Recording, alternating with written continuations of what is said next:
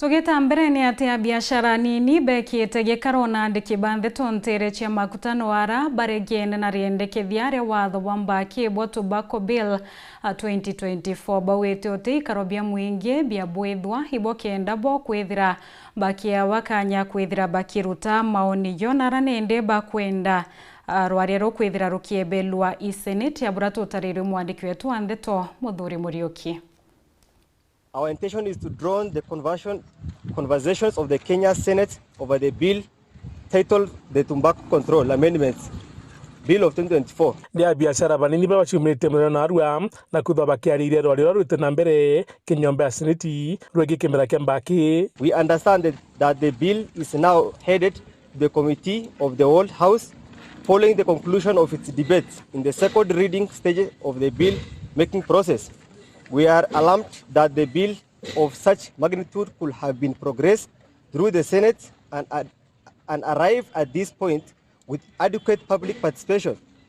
We say so because apart from the news we have read in the media and online platform, the Senate or the sponsor of the bill has not come to us to seek for our views of the bill and to find out whether we support it or not.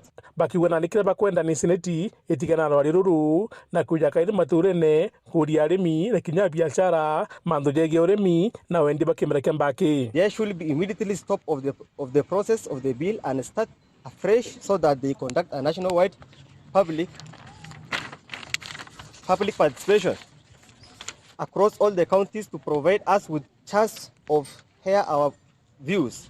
As the Senate resume, let this. Tunatoa wito kwa maseneta wetu wakiongozwa na seneta wetu kufanya jambo sahihi na kuomba kuanza upya mchakato huu katika kaunti zote ili kuhakikisha kuwa sote bakiukeja kwithura watho bubu bukithwa bwikuruka Abiacara banini bakethwa baingiri muno kire manthu ja wendia na bakethwa bakinyirika. Tunatoa wito kwa maseneta kusitisha mjadala zaidi kuhusu mswada huu na kujitokeza kwa wananchi kusikiliza maoni yao na kuelewa kwa undani masuala tunayozungumzia. Mswada huu unapendekeza mabadiliko mengi kuhusu uuzaji wa bidhaa za tumbako na nikotini ambao yatatuadhiri zaidi sisi kama wafanyabiashara ndogo ndogo. Unapopendekeza hatua kali dhidi ya uuzaji wa bidhaa hizi na hawkers au kupitia mitandao ya kijamii na mtandaoni, jambo ambalo litawapa uwepo na kwa kuuza bidhaa hizi kwa wauzaji wakubwa kama wasambazaji wakuu na wauzaji wa jumla.